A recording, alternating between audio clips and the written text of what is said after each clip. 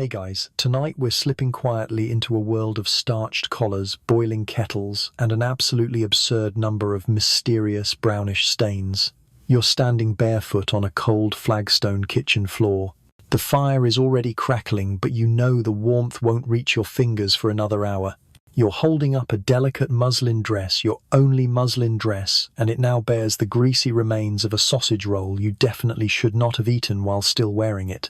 The stain is spreading, greasy yellow and vaguely resentful.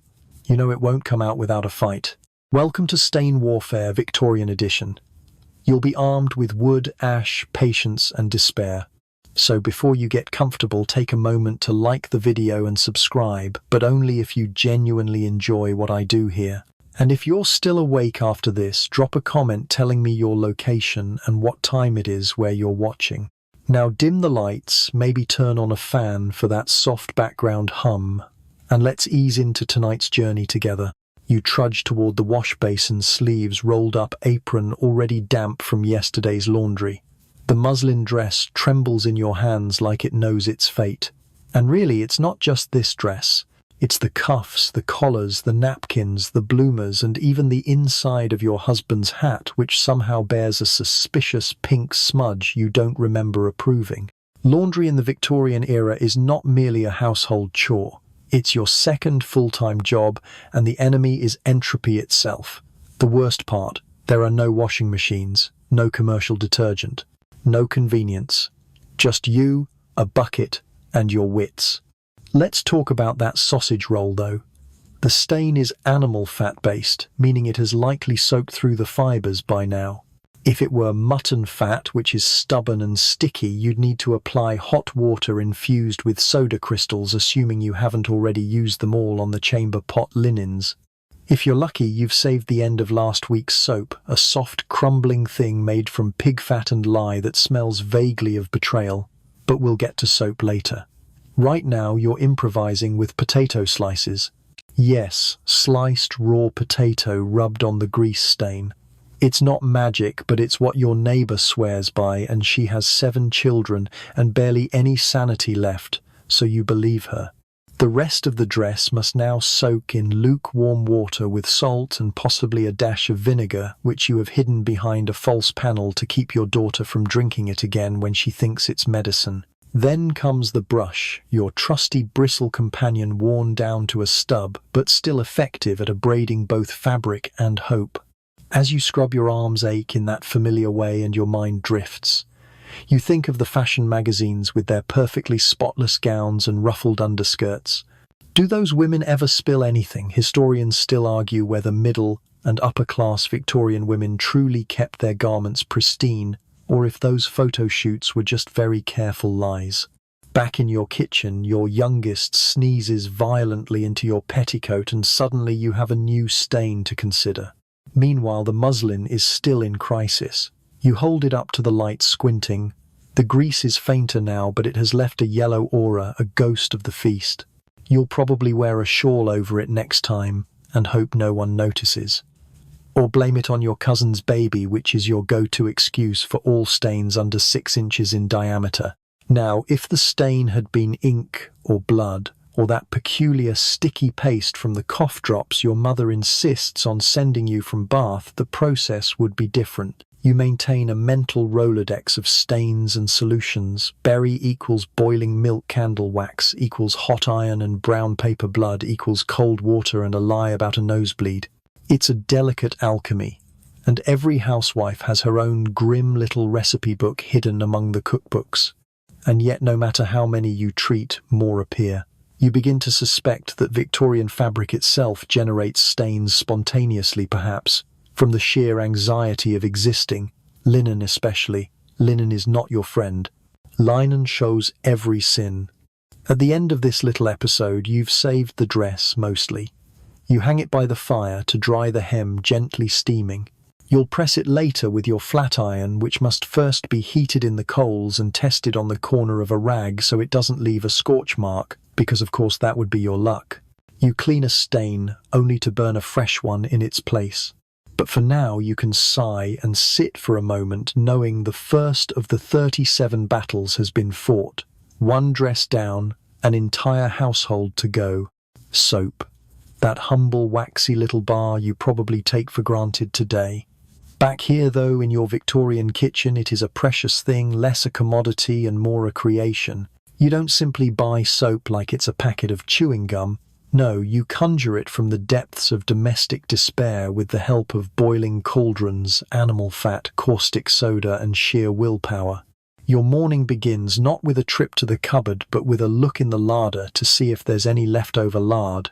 Yes, from pigs. You render it down yourself outdoors, if possible, unless you enjoy the aroma of wet bacon grease in your curtains for the next 6 months. You combine it with lye, a substance born from soaking wood ash in water for days, and then you stir, and stir, and stir. Eventually you get something resembling a bar of soap. It smells faintly of smoke, and perhaps a bit like Aunt Edith's feet, but it gets the job done. Sometimes. And let's not forget that early Victorian soaps often came mixed with sand or grit, presumably to exfoliate not just skin but your very patience. You slice the bar into usable pieces, some for laundry, some for dishes, and some for bathing, though really bathing is more of a monthly event, ideally when the moon is in a favourable position and you are not expecting visitors. Soap in this era isn't just hard to make, it's also inconsistent. Sometimes it's too soft. Sometimes it burns. Sometimes it just does nothing. You rub it furiously into a grease stain and watch the fat sneer back at you like it knows the soap came from last winter's bacon rinds. For delicate fabrics like your daughter's lace collar, you wouldn't dare use homemade soap. Instead, you resort to French chalk or Fuller's earth, which sounds elegant but is really just clay dust that gently bullies the stain into retreating. Of course, if you were wealthy, which you are decidedly not, you'd simply buy carbolic soap, that pinkish bar heralded as a marvel of sanitation. Historians still argue whether it was genuinely effective or just a placebo wrapped in Victorian marketing. But it looked pretty on a shelf and smelled faintly of disinfectant, which was enough for most people. Then there's the harsh reality: not every household even had soap. Poorer families used whatever they could make from scratch, or in some cases simply rubbed fabrics with hot water and fervent hope. One popular method was to boil clothes with washing soda and shredded soap ends in a copper pot until the concoction resembled a witch's brew, and it usually did. If you've planned well, you've also saved your soap scraps in a tin box labelled useful. Every week or so you boil them down into a jelly and remold them into new bars. Nothing is wasted, not even the failed attempts. That grainy green sludge from last February, it's now part of the communal wash cake. The circle of soap life continues. And speaking of failures, remember last month when you tried the new recipe with beef tallow instead of pork fat? You thought it would be sturdier, but it ended up more like a pudding. It oozed across the shelf and fused with your starch tin. Your husband still wonders why his cuffs smell faintly of Sunday roast. Soap also becomes a social signal. You notice who has bright whites on the washing line and who doesn't, too. A neighbour with consistently grey linens may as well put up a flag that reads, "Our pig didn't render this winter." And heaven help you if you host tea and someone notices a ring in the sugar bowl. That's the sort of scandal that ends with whispered glances and fewer invitations. Let's not forget the children who treat soap like a plaything. Your youngest once bit into a soap bar thinking it was toffee. He still refuses to make eye contact with the washstand. Despite the challenges, soap is your secret weapon, your daily shield against the slow decay of fabric reputation and sanity. You guard it like treasure, wrap it in cloth to preserve it, and sometimes when the house is quiet and everyone's asleep, you press a bar to your nose and inhale that faint aroma of something vaguely clean. You scrub at your husband's shirt collar, now noticing the familiar ring of brown that no amount of soap seems to erase. It's a combination of sweat, pipe, smoke, and whatever he leaned into at the pub last night. The collar will be clean enough, never perfect, but then again neither is marriage. There's an odd comfort in the ritual. The rubbing, the rinsing, the quiet hiss of steam rising from the copper pot. You begin to feel like part of a lineage generations of women who stood exactly where you stand, muttering the same curses at the same spots on the same fabrics. And somewhere deep down you know that if the soap doesn't quite cut it, there's always the fallback plan: hide the stain with a brooch and carry on. Monday. The word itself lands with the weight of a wet wool petticoat. It's not just the start of the week, it's wash day. And in your Victorian household, wash day might as well be a religious observance, sacred and punishing in equal measure. Everyone knows the drill. No outings, no surprises, no mercy. You clear the whole day for it, because the laundry will take every minute and several parts of your soul. You wake before dawn. The fire must be roaring by the time the first kettle boils. Outside, the mist clings low to the ground, like a cat unwilling to rise. Your fingers are numb as you carry bucket after bucket to fill the copper boiler. It hisses like a waking dragon, and honestly, it's about as temperamental. First come the whites, always the whites. They go into the hottest water, often with soda crystals or that handmade soap you've already half used up trying to rescue your son's school shirt. The shirts, drawers, underthings and chemises swirl in a steaming bath, while you stir with a wooden dolly stick as tall as your shoulder. It feels more like potion making than cleaning. If you're lucky, nothing boils over. If you're very lucky, your copper doesn't spring a leak, because then you'll be washing on the floor and crying into the mop bucket. Once scalded, the clothes are transferred to the rubbing board, that glorious plank of ribbed wood designed to erode both stains and knuckles. You bend over it for hours, scrubbing each garment like it personally offended you. And maybe it did. That petticoat has been dragging through market muck for days and looks like it's been in a minor skirmish.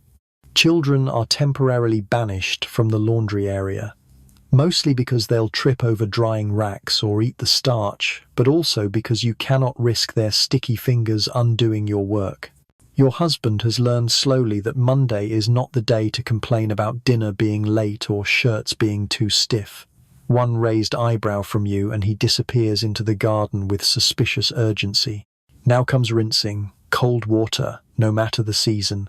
You plunge your reddened hands into icy basins, shaking out the cloth, wringing each piece by hand, or if you're fortunate with a mangle, those two giant rollers that squash the fabric flat like an apology. You mangle sleeves.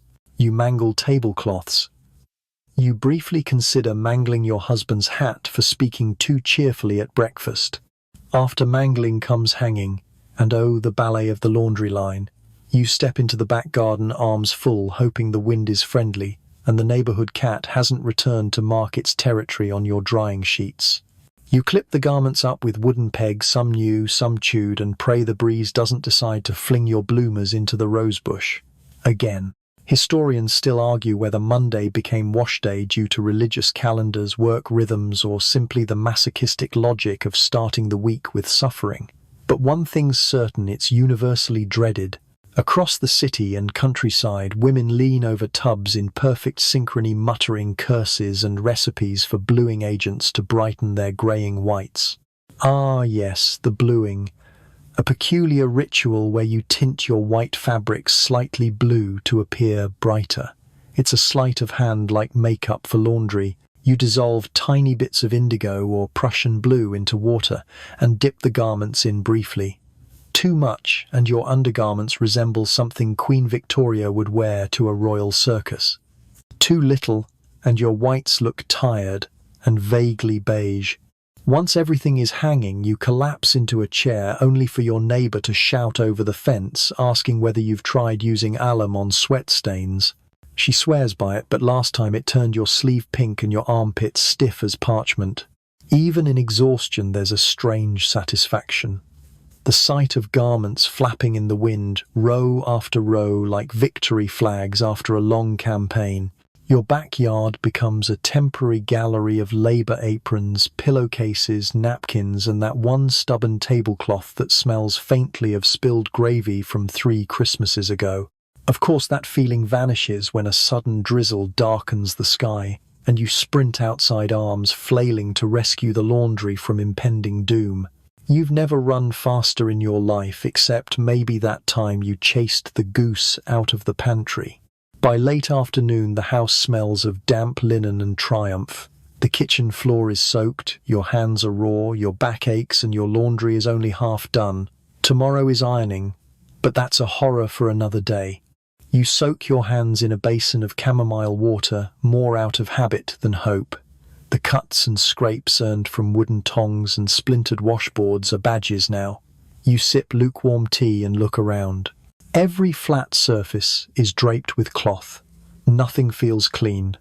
And yet, this is your weekly miracle. You've tamed chaos briefly. The fire crackles.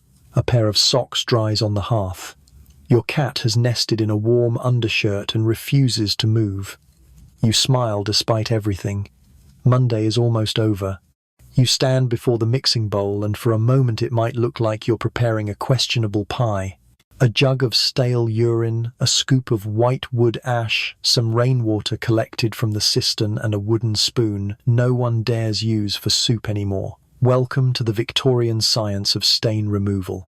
This is your lie-making operation, a precise, smelly art handed down through generations of slightly deaf, extremely clean women. You do not wear gloves. There are no goggles. Just you squinting at the pale, cloudy liquid and hoping it doesn't fizz up into your eye. Because this stuff is not just soap base, it's industrial-strength cleaning venom. You mix the lye slowly, using a cracked stoneware jug that's only slightly radioactive from past attempts. The ash comes from your own hearth, carefully collected and sifted. If you're lucky, it's mostly beech or oak ash, which makes better soap. Pine ash is volatile. You learned that the hard way when it bubbled out of the crock like a summoned demon and ate a hole in your apron. And yes, the urine, it's not a rumor. Human urine contains ammonia, which breaks down stains and helps with dye setting. Some households collect it daily in designated pots, which are discreetly emptied into the lye bin when no one's looking. Yours is labelled for washing only, which has not stopped your middle child from using it as a drum. Historians still argue whether urine was a standard household cleaning agent or only a last resort option for poorer families. But you know the truth, everyone uses it. The only difference is whether they admit it. You dip a strip of cloth into the lye mix, watching the fibers twitch in protest. A greasy spot disappears with a hiss. You nod to yourself, progress. But lye is not gentle. Use too much and it eats the fabric along with the stain. Use too little and you're just soaking your blouse in smelly soup for no reason. Now comes the rinsing stage. You haul the heavy basin to the backyard pump hands, shaking slightly from the fumes. The water runs clear after a while, though your eyes are still stinging. You drape the cloth over the garden fence to dry, half hoping a breeze will carry away the lingering scent of ammonia and regret. Not every stain calls for such extremes. Sometimes you need only a paste of ashes and cold water dabbed gently with a rag. For grass stains, a touch of sour milk. For ink, milk and lemon juice. For blood, cold water and table salt. You have a mental chart that rivals a chemist's ledger. And sometimes nothing works. You remember your neighbour Mrs. Langley, who spilled elderberry cordial on her best petticoat and cried for 3 days. She tried everything: chalk, dust pipe, clay, even soaking it in gin. The stain faded, but so did the fabric. In the end, she turned the petticoat into napkins, and the napkins into rags, and the rags into stuffing for a draft excluder. That's the life cycle of cloth. One mistake, and it begins its descent down the household hierarchy. Your tools for all of this are humble but fierce. A wooden paddle, a worn brush with boar bristles, a set of tin basins in descending sizes, each item stained and chipped with stories. There's also the lemon slice nailed to the windowsill, not for cleaning, just for show. You read somewhere that it deters moths. It does not. The fireplace is your chemical lab, ashes for lye, hot coals to heat water. Even soot has a purpose. It can be mixed with vinegar and applied to tarnished brass. Nothing is wasted, not even disaster. And still the stains multiply. Children drag mud through the hallway. Your husband wipes his hands on his trousers after fixing the coal scuttle. A neighbor comes by with a bleeding thumb and presses it against your clean apron without a second thought. Life stains everything. You sigh and return to your lye jug. The mixture is settling now, calm and milky. You'll save what's left in a jar marked caution and hope no one drinks it thinking it's lemonade again. The last time that happened, the cat disappeared for 2 days and returned slightly glowing. Your dress is salvageable barely. The hem's a bit frayed and the waistline now smells of old fireplace. But it's wearable. In this era, that's a victory. You smooth the fabric, patting down the wrinkles. Later you'll press it with your flat iron, provided the handle hasn't burned your fingers off first. You sit for a moment beside the cooling copper, the acrid scent of ammonia still clinging to your sleeves. Outside, the wind rattles the line where socks dance like shrunken ghosts. You watch them sway and think just for a moment that maybe you'll leave the rest of the laundry for tomorrow. But you won't, because tomorrow there'll be even more stains. There always are. You spot it just as you're folding the linens, an unmistakable rusty blotch of dried blood right on the front of your only serviceable blouse. You freeze, blinking at it like it might vanish if stared at hard enough. It doesn't. It sits there smugly deep maroon and perfectly centered like a crimson calling card from your own unpredictable body. Yes, blood. The great betrayer. Whether it arrives via nosebleeds, scraped knees, or the slow monthly menace, every woman silently dreads its presence in the laundry pile is both inevitable and infuriating. Especially when the timing is spectacularly inconvenient, say the night before your husband insists on taking you to tea with his cousins who already suspect you're slovenly based on the crooked hem incident of 2073. There's no time for panic. You pull out your arsenal, cold water, coarse salt, and a stiff bristle brush that's seen more of your wardrobe's intimate moments than your doctor. Hot water, you know, is the enemy. It sets blood like a badge of dishonor, locking it into the fibers forever. You learned that the hard way last spring when a dropped razor turned your best chemise into what could only be described as Victorian crime scene couture. You wet the stain, working gently at first, whispering small prayers as though the fabric can hear you. The salt is ground in like an incantation. Eventually the water runs pink, then cloudy, then clear. You lift the blouse and hold it to the light. Better. Not gone, but better. You will declare victory by shawl coverage and hope no one peers too closely during dessert. Historians still argue whether Victorian women openly discussed menstrual stains, or whether such topics remained firmly hidden behind euphemism and silence. What's clear is that every woman knew the drill. You had your monthly cloths kept in a private drawer, boiled separately, and hung to dry only when no one could see them. You washed them by hand, of course, because handing that job to a maid, if you were lucky enough to have one, would be scandalous beyond words. And what of accident-prone children? Your son's knees seem magnetized to gravel. You've memorized the pattern of blood spots on his school trousers, one near the cuff, one on the thigh, one where he tripped over the cat last Tuesday. His nosebleeds, too, always start when he's holding something white. A handkerchief, a doily, your last clean pillowcase. You've taken to pinning a rag to his chest when he goes outside like a walking apology to future laundry. Some families use vinegar to break down blood.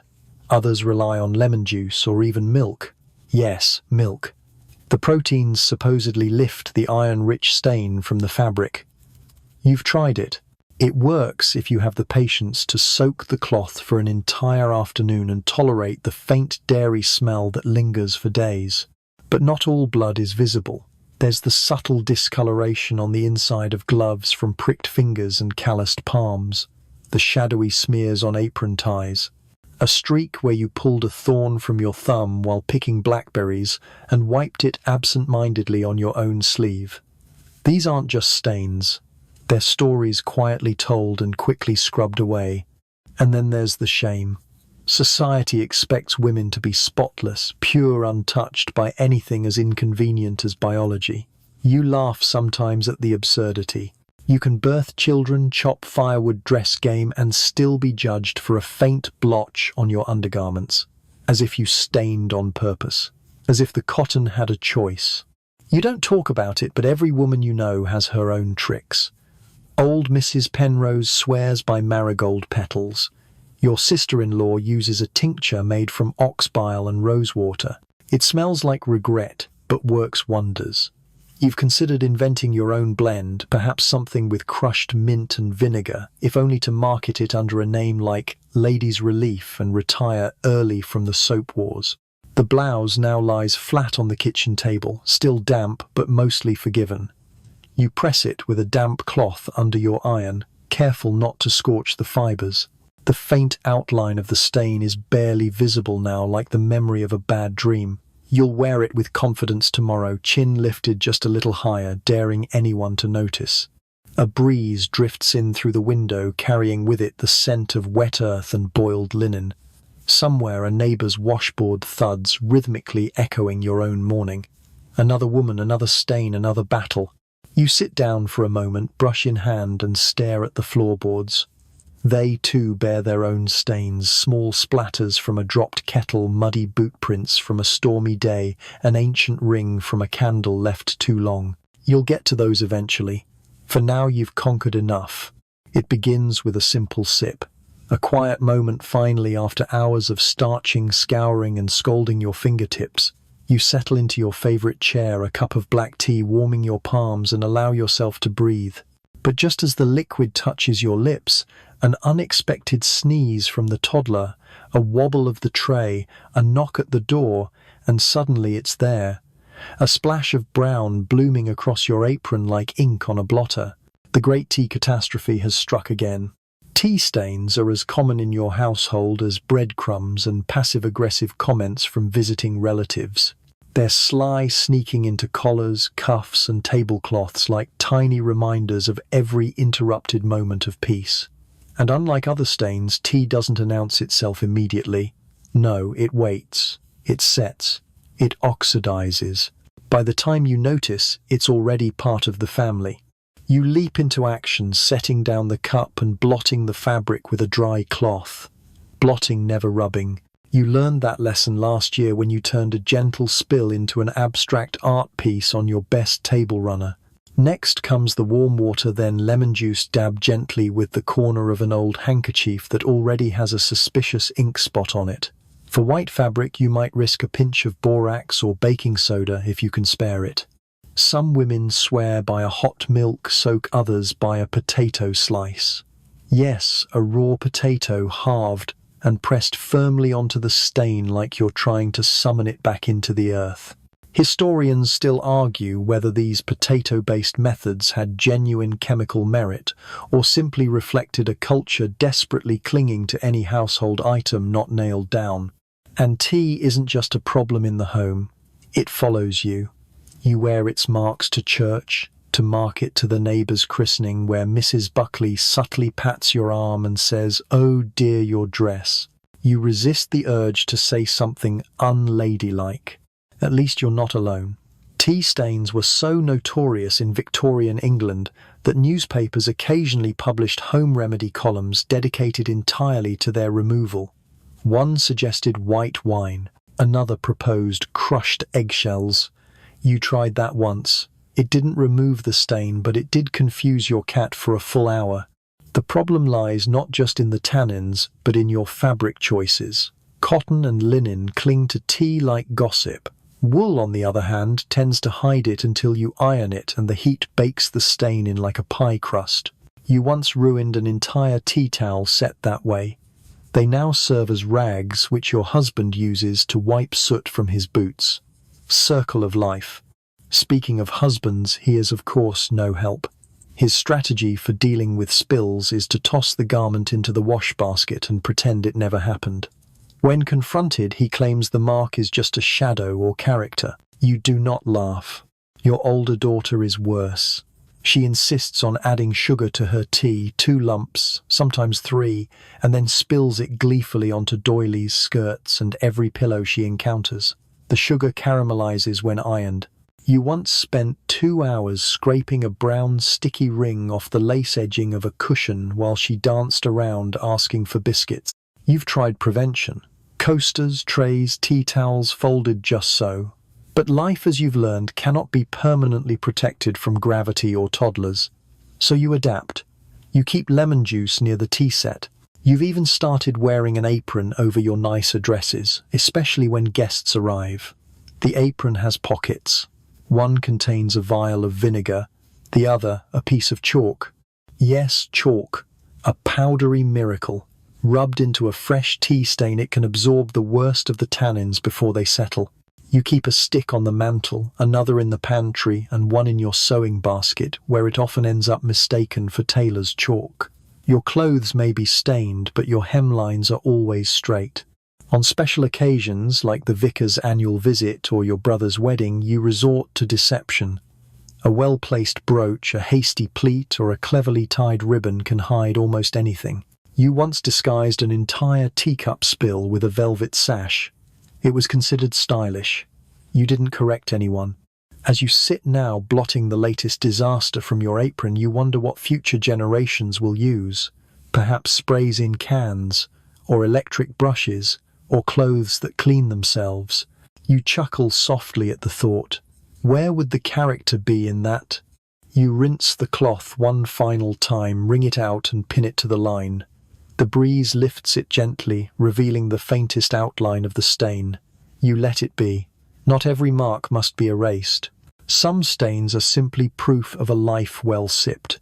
It's berry season, which means two things: pies and panic. The gooseberries are ripe, the blackcurrants practically leap into your basket, and the jam bubbling on the stovetop smells like childhood and ambition. But for every sweet spoonful, there's a matching blotch somewhere on your apron, your sleeves, or most tragically, your freshly bleached tablecloth. Because if there is one thing more stubborn than a berry stain, it is the Victorian housewife's hope that this time she might escape unscathed. You eye the purple smear on your cuff.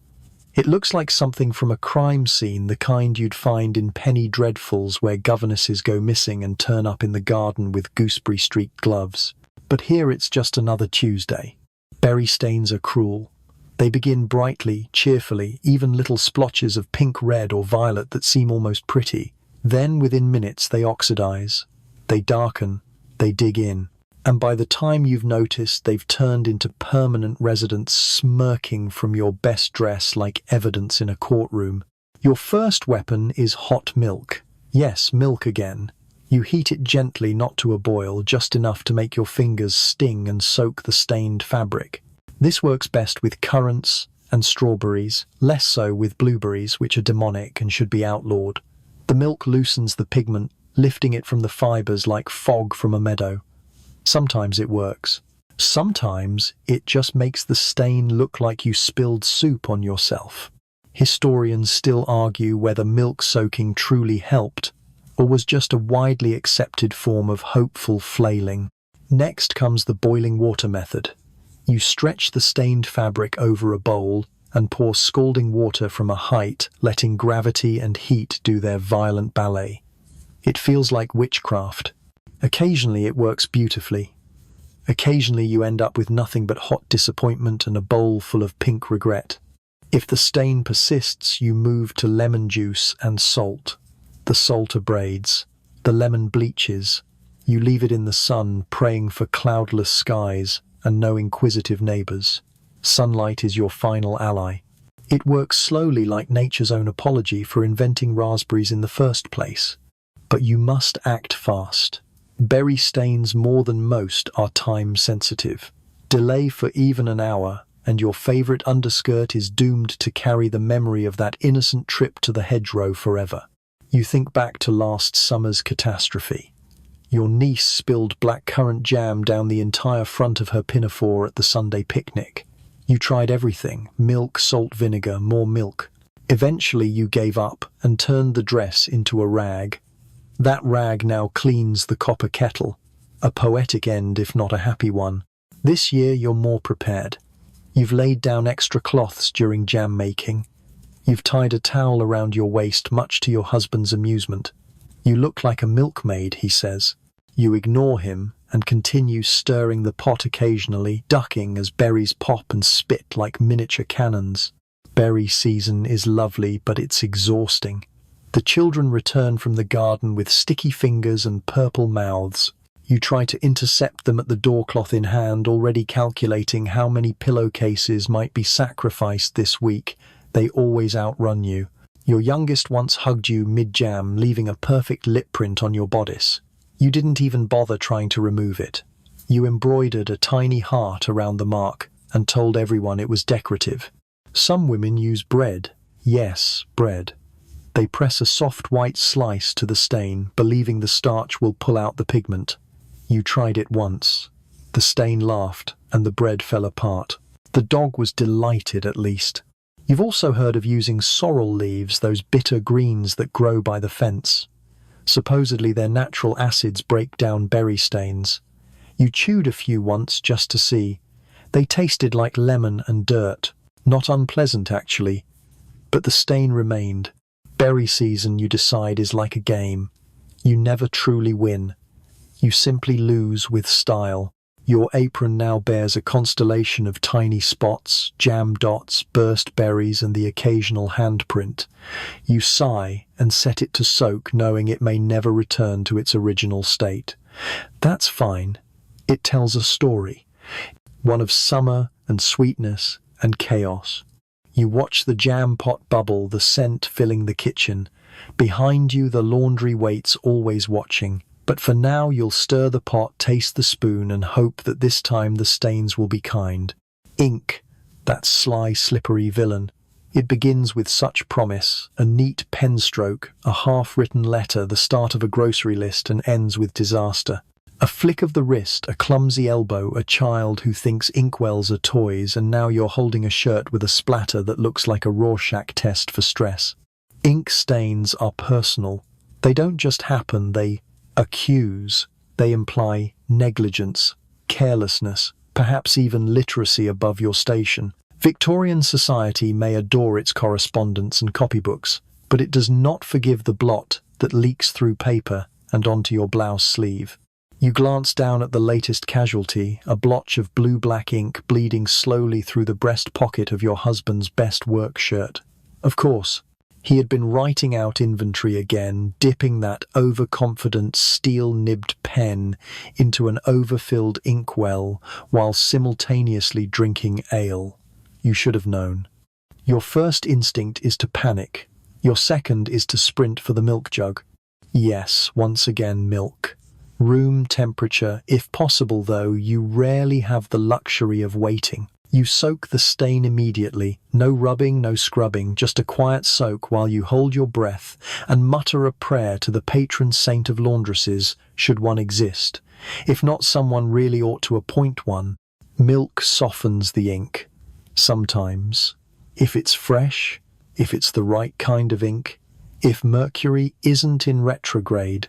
Historians still argue whether milk works due to its enzymes or if the Victorian obsession with it was simply another attempt to justify the alarming volume of dairy in the diet. If the milk fails, you move to lemon juice and salt. For tougher inks, especially the blue-black permanent ones used by school teachers, you bring out your secret weapon, oxalic acid. Dangerous stuff. You keep it locked away with the rat poison and your emergency money. A single crystal dissolved in water and dabbed carefully can fade even the most defiant mark, though it can also eat through delicate cotton faster than your toddler with a crumpet. Today you go gentle. The ink is still wet, thank the heavens, and you dab at it with blotting paper first. Not just any blotting paper, mind you. This is the precious square from your husband's desk, the one he uses for tax notes. He will notice, he will pout, he will get over it. You then make a paste from starch and vinegar, spreading it like salve over the wound. The mixture hisses, faintly encouraging, you think. You leave it in the sun, watching as the blue begins to pale, then yellow, then fade altogether. A miracle. Until, of course, you discover that the ink has bled through to the back panel. You sigh. The fabric may be beyond saving. Perhaps you'll turn the shirt into a child's smock, or a handkerchief, or line a drawer. In this house, everything gets reincarnated at least once. Children are particularly hazardous with ink. Your eldest insists on dipping her pen far too deep, then flicking it with the flair of a stage magician. The dining table has become a mosaic of tiny black dots. The curtains, heaven, help you still bear the ghost of last month's alphabet practice. You have resorted to covering everything with old newspapers, which do help with the ink, but leave you explaining to guests why your curtains appear to be announcing the grain prices from 2 weeks ago. And the worst offender, your husband's account books. You tried to help balance them once, just once, and managed to spill an entire bottle of violet ink across the ledger. The blots soaked through the dining cloth, your skirt, and even the chair cushion. The stain never fully left. Now that chair is simply called the violet one, and guests are subtly directed away from it. There are folk remedies too. One neighbor claims stale beer lifts ink. Another uses mashed tomatoes. You tried both. Your kitchen smelled like a pub salad, and the stain remained firmly in place. Then there's the option of disguise. If the shirt is dark enough, you might embroider over the blot. A small floral motif, a vine, a decorative mistake. You once embroidered a blot into the shape of a butterfly and received compliments at church. You smiled and said nothing.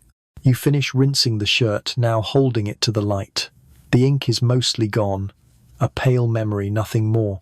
You hang it near the stove to dry and turn your attention to the blouse your daughter wore while drawing her poem about clouds. It features an ink, sun, a tree, and somehow a teapot. You are tempted to preserve it forever, stains and all. But no, the laundry pile beckons, ink spattered and endless. You gather your brushes, your vinegar, your patience. Ink may win battles, but you've learned how to survive the war.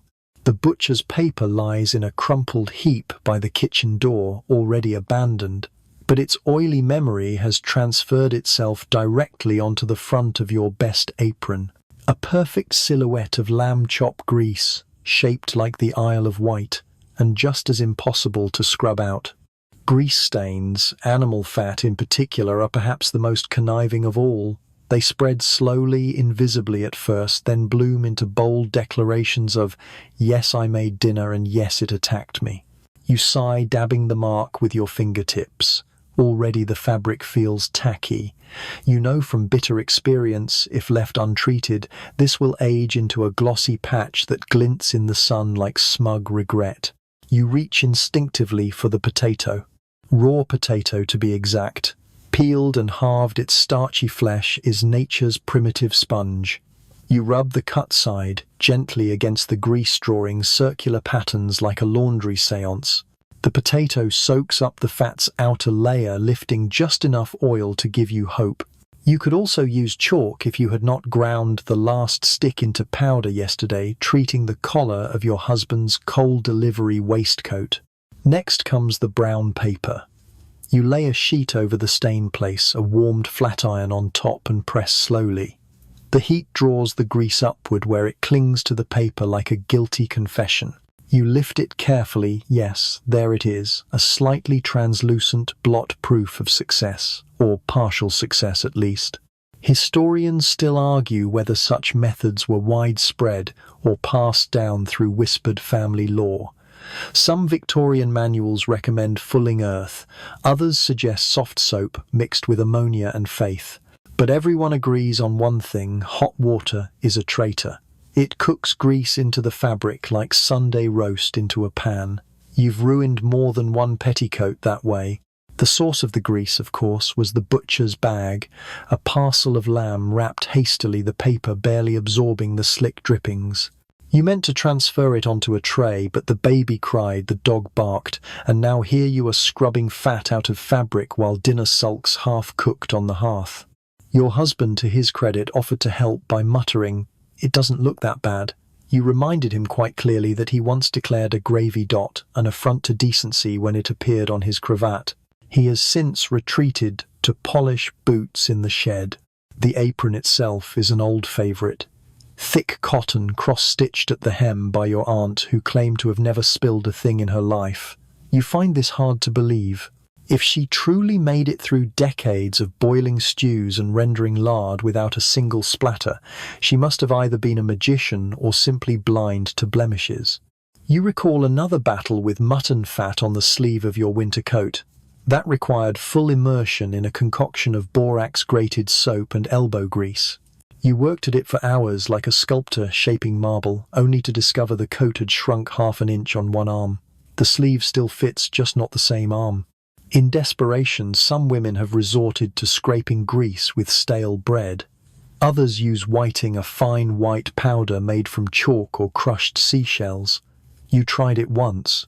It worked, sort of, but left behind a powdery ghost that turned blue when it rained. You were halfway through market before anyone pointed it out. As you tend to today's stain, you think about the layers beneath it.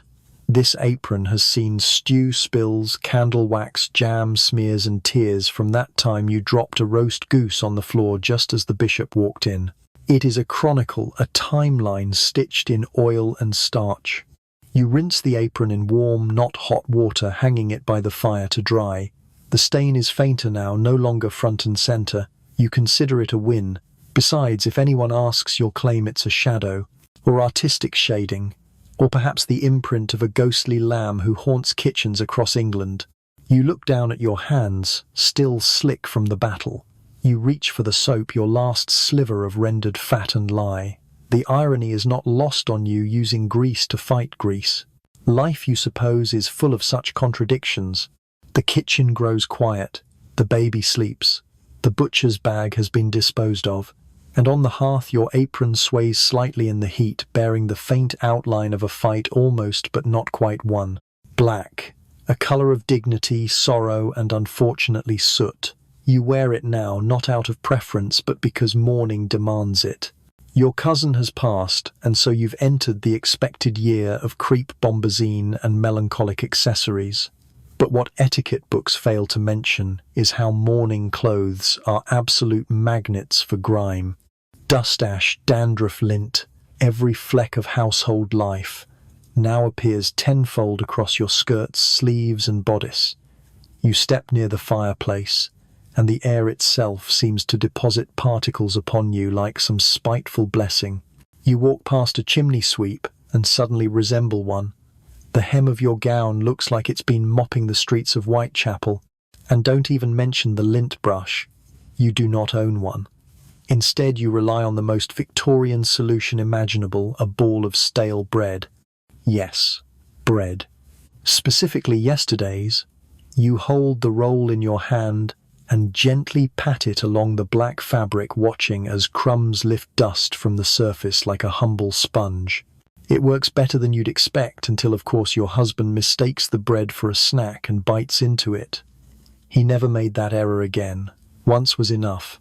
For deeper soot stains, your solution is more involved. You mix vinegar with warm water and dab carefully. But bombazine fabric is temperamental. Too much pressure and it creases. Too little and the stain spreads like ink in a puddle. You once ruined an entire bodice by scrubbing too enthusiastically and ended up with a patch that looked like a sad grey cloud floating across your chest. Historians still argue whether mourning wear was truly practical or simply performative, a visible sign of grief worn more for social pressure than sentiment. Either way, it's a full-time job. One day of weeping by the hearth and your skirt is covered in ashen streaks. One hug from a neighbour with a dusty shawl and your sleeves look like they've been whitewashed. You've taken to carrying a handkerchief tucked just inside your waistband, not for tears but for emergency dusting. A quick swipe before entering a room, a discreet pat-down in the church pew. Even in grief there's no escape from laundry's watchful eye. The fabrics themselves are part of the problem. Mourning clothes are stiff-heavy and always layered. Petticoats, underskirts, bodices, gloves. Each piece a potential canvas for smudges and smears. And because you're expected to wear them daily, they accumulate the slow patina of sadness and soot, settling like fog over your shoulders. The black dye doesn't help. Some garments are so poorly dyed they fade after a few washes, turning a mournful greyish brown that resembles neither grief nor good taste. You've learned to wash these pieces with cool water salt and a whispered threat. Your neighbours aren't faring much better. Mrs. Ellsworth recently sat too close to her coal stove and singed the hem of her morning gown. Now she's been sewing black ribbon over the scorched line in a pattern she swears is decorative. You nodded approvingly. You've done the same, covering a soot smear with lace salvaged from an old bonnet. Tragedy, after all, breeds innovation. You think often of the irony. In a time when everything is expected to be clean, pressed and polished, the most socially demanding clothing is also the least practical. But mourning is about appearances, not comfort. You wear your sorrow not just on your sleeve but on your laundry line. Today's battle was your overskirt. You found a grey haze along the back where you had leaned against the hearth to retrieve a dropped spoon. You treated it with your vinegar and soap blend, blotting carefully, then airing it by the window to avoid direct sun. Black fabric fades with the enthusiasm of gossip. Now as it hangs, you step back and inspect your work. It's better not perfect, but suitable. In the Victorian mind, stains are flaws in character as well as cloth. You've avoided judgment for now. You sit with a cup of weak tea wrapped in your shawl, watching the shadows lengthen. Dust dances in the afternoon light, but you are still tired and ever so slightly smudged. The sound is unmistakable. A soft splatter followed by the slow, resigned silence of a mother who knows exactly what that means. You turn around to see your toddler standing triumphantly in the hallway, trousers damp, expression innocent, and the unmistakable odor of ammonia already wafting toward you. Bodily fluids, you sigh. The unglamorous, entirely unavoidable reality of Victorian motherhood. Between babies, toddlers, elderly relatives, and the occasional sick guest, your daily routine includes a staggering amount of mopping and rinsing and soaking, especially of linens you were just about to fold. Today's casualty is the front of your skirt, where your youngest chose to lean affectionately, of course, during his accident. The damp spot has already begun to dry, but the smell clings like bad luck. You close your eyes and count to 5, then 10, then 20, because you're still holding the wash basin and you deserve a moment. First, the rinse. Cold water. Always cold. Warm water would only set the stain and amplify the scent. You haul the bucket over and begin the ritual, scrubbing gently with a brush that has seen too much, muttering under your breath as you work. Then comes the vinegar. A generous splash diluted into another pail used to dab and soak. Vinegar breaks down the urea, neutralizes odor, and gives you a fighting chance at reclaiming the fabric. Not everyone can afford vinegar for cleaning, but you always keep a bottle on hand for moments like these. You label it cooking to preserve your dignity. Some housewives use spirits of ammonia directly, a pungent, nose-burning remedy that clears the stain and your sinuses. You used it once, nearly blinded yourself, and decided that vinegar would do just fine. Thank you very much. Historians still argue whether ammonia was a common household product or a luxury reserved for wealthier homes, but anyone who's had to strip and scrub a toddler's nightclothes at 3 a.m. knows you'll use whatever works. For cloth diapers, your daily burden, you maintain an entire system.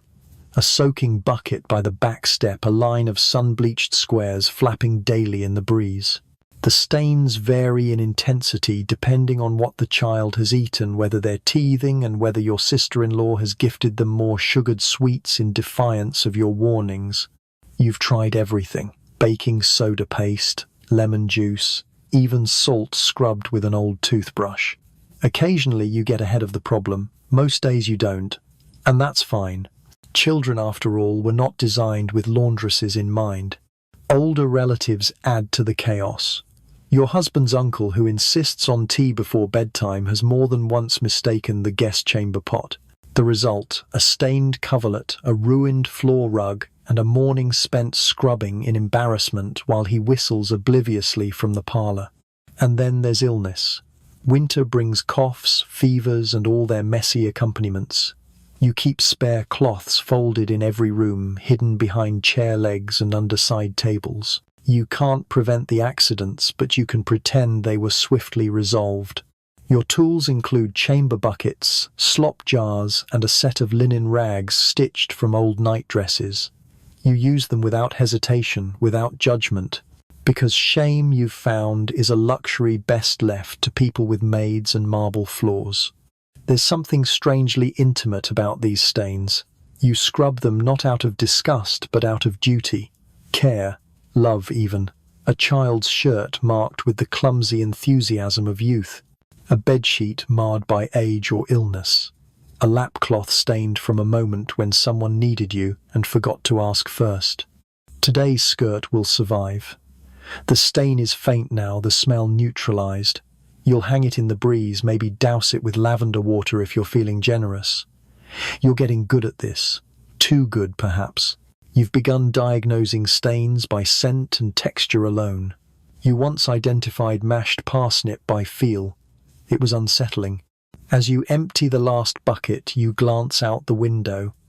The wind is picking up. Tomorrow will be another wash day. More spills, more stories. You'll be ready. Because in this house, stains aren't accidents. They're the proof of life moving forward. It's the sort of stain no one talks about, though everyone has faced it, the splashback.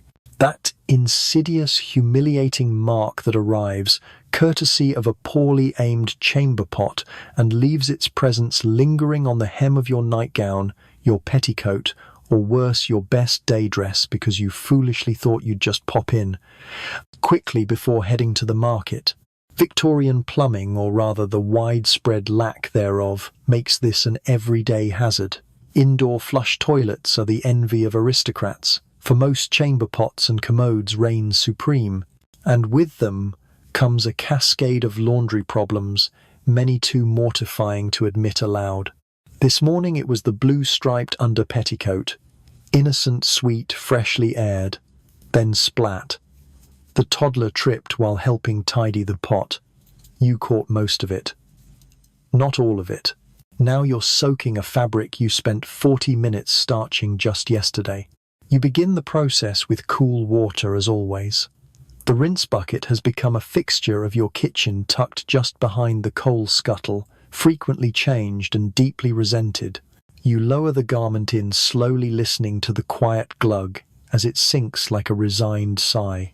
Next, the disinfecting agent, in your case vinegar and lavender water. Some women favor carbolic acid, others use chloride of lime. You avoid both. One smells like a hospital, the other nearly gassed your husband during last winter's cleaning spree. Vinegar may reek, but at least it doesn't burn holes in the fabric or lungs. For more stubborn odors, you add a splash of ammonia. Carefully, with gloves. Or at least with hands already ruined by years of laundry. You swirl the petticoat gently, not unlike steeping tea, though the comparison does little for your appetite. Historians still argue whether such stain battles were commonly delegated to laundresses in larger homes, or whether even genteel women quietly scrubbed their own mishaps. What's not debated, the universal disgust. No one, not even the local washerwoman, enjoys dealing with this particular flavor of laundry. Once washed, you wring the fabric gently, never too hard, lest you warp the seams, and lay it out on the drying rack behind the stove. You'll leave it there for hours, checking periodically, nose twitching like a detective sniffing out residual guilt. The trick is drying it fast. Dampness is the enemy. Left too long, it welcomes mildew, that creeping grey doom that leaves a scent both musty and unmistakable. You once lost an entire stack of petticoats that way during a particularly rainy May, a mouldy rebellion. You cried in the pantry for 15 minutes, then turned them into stuffing for chair cushions. Practicality triumphs over pride. Some women have designated accident cloths for these moments: old undershirts, torn drawers, faded napkins that live near the commode for emergencies. You've started doing the same. One drawer now bears a discreet label misc. No one asks. Of course, the embarrassment isn't limited to children. Adults have accidents too, especially in illness, or after an overly generous helping of Mrs. Trevelyan's plum cordial. You once hosted a dinner where an elderly cousin misjudged her exit from the drawing room. The cleanup took hours. The upholstery was never the same. The cousin was never invited again. Your laundry line now bears one more secret. A damp petticoat fluttering as if nothing happened. You've scrubbed away the worst of it. A spritz of rose water completes the charade. No one will know. But you will. Every time you wear it, you'll remember. You'll move a little differently. Cross your legs just so. There's a quiet pride in handling these things alone. You didn't call for help. You didn't toss it out. You dealt with it, buckets, vinegar, elbow grease and all. You smoothed the folds, realigned the hem, restored dignity one gentle rinse at a time. Now the floor is clean again. The pot scrubbed. The child still blissfully unaware of his crime. You pour yourself a cup of weak tea, lift your feet onto the hearth rail and lean back. Laundry, after all, is not just about cleanliness. It's about recovery. And recovery, however humble, deserves a moment's rest. You notice it while sweeping the front steps, just a glint of orange-brown at the edge of your skirt hem. At first you hope it's dried clay or a splash of tea. But no, it's rust. And not just any rust, a perfectly circular smear, like a calling card left behind by a rogue nail or a misbehaving horseshoe. Of all the stains in your Victorian laundry catalogue, rust is the one that feels the most like betrayal. Rust speaks of carelessness, of fabric brushing against damp hinges or sheets hung too close to the garden gate, or a forgotten flat iron left resting too long. And once it sets, it stays. You kneel and inspect the mark with resignation. It's already oxidized, sunk deep into the cotton like it owns the place. There's no time to spare. The longer rust lingers, the more permanent it becomes. Your hands move by instinct, lemon juice first, then salt patted gently into the spot until the fabric feels gritty and sour under your fingertips. You lay it flat on a plate and carry it to the sunniest windowsill in the house, hoping that nature and citrus will conspire in your favor. This technique, passed down through generations of hopeful laundresses, is slow but surprisingly effective. The acid in the lemon breaks down the iron, while the salt draws it out like a stain exorcism. Historians still argue whether the method originated from gypsy, washerwomen, or country folklore, but you care less about origin and more about results. Of course, you've tried alternatives. Cream of tartar rubbed in with a damp cloth. Vinegar mixed with bicarbonate of soda. You once even boiled rhubarb stalks and used the resulting tart liquid to bleach a rust spot out of your table linen. It worked sort of, but made your kitchen smell like a failed dessert. Rust has a peculiar habit of appearing where it's least wanted. Iron bed frames are notorious culprits. You once stripped a sheet only to find a perfect outline of the bedpost etched into the corner. It took 3 rounds of lemon salt treatment, a full day's sunlight, and a prayer to St. Martha before the stain faded enough to pretend it never happened.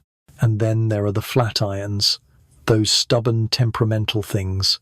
If not dried properly or left even slightly damp, they bloom with rust overnight. You learned this the hard way after setting your iron on your husband's cravat.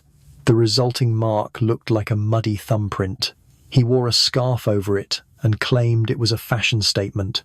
You still feel the shame. Your younger daughter, eager to help, once dragged a freshly washed pillowcase across the wrought iron fence. The result was a dramatic streak that ran the length of the fabric like a racing stripe. You didn't speak to the fence for a week. When all else fails, you resort to disguise. A small rust mark at the cuff, add lace trim. One on a petticoat, sew a decorative dart. You've grown skilled at turning accidents into accents. Your work apron now boasts 3 strategic patches, one of which neatly covers an old rust blot shaped like a pear. The garment you're treating today, a pale blue skirt with a delicate scalloped hem, had brushed against the stove leg while you were fetching coals. You curse your haste. But as the lemon juice dries in the sunlight, the stain begins to fade. It's still there if you know where to look.